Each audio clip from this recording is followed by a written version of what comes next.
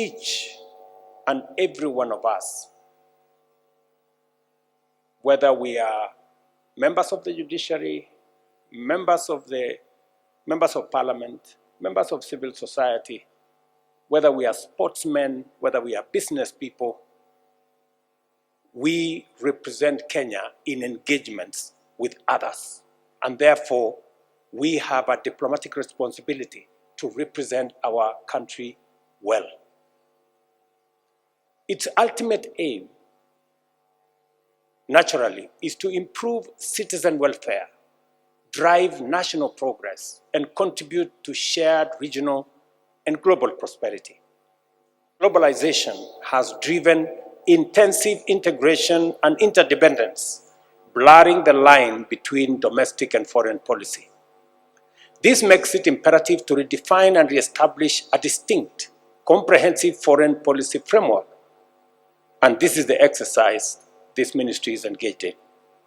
The new foreign policy document outlines clear objectives, identifies emerging trends, and proposes effective responses to global dynamics. It incorporates mechanisms for implementation, monitoring, and evaluation, ensuring that our diplomatic sector serves as a catalyst for Kenya's prosperity. Notably, it highlights opportunities in emerging fields, such as the digital diplomacy and climate diplomacy. As you all know, we progressively have raised Kenya's diplomatic profile. It is the reason why, for the first time in Nairobi, we held the first ever African Climate Summit in Nairobi. And I did it specifically because Nairobi is the environmental capital of the world, and we must lead in matters environmental diplomacy.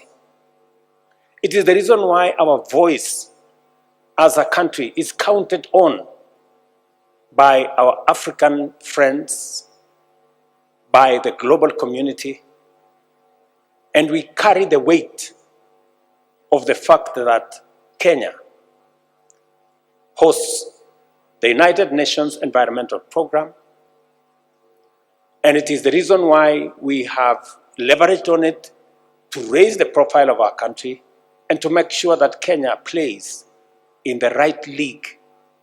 And I am looking forward to the Ministry of Foreign Affairs continuously managing that space in a manner that profiles Kenya positively. Without a doubt, economic diplomacy remains central to our foreign policy. Kenya's position as a regional financial hub, backed by a strong banking sector and hosting the largest World Bank station outside Washington, underscores its importance. Recent engagements, including the African Development Bank and IDA summits, have emphasized the critical role of the private sector, youth, and civil society in economic diplomacy.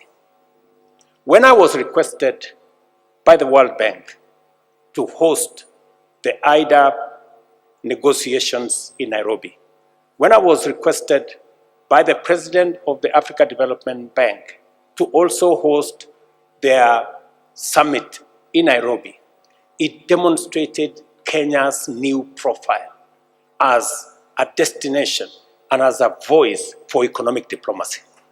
We must build on it, we must leverage on it, and whatever it is that we are doing, whether it is with the World Bank or the Africa Development Bank, must eventually accrue benefits to the people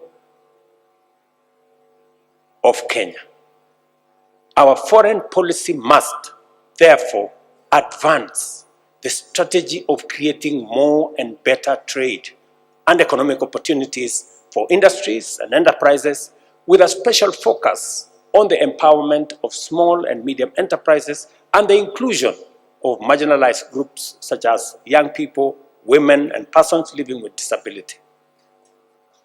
In so doing, our foreign policy dovetails with a bottom-up economic transformation agenda. To benefit from this complementarity and alignment, it is time for us to be imaginative in order to enhance the capacity and the efficacy of our missions abroad and use them to promote trade and promote investment and position Kenya as appropriately as they can.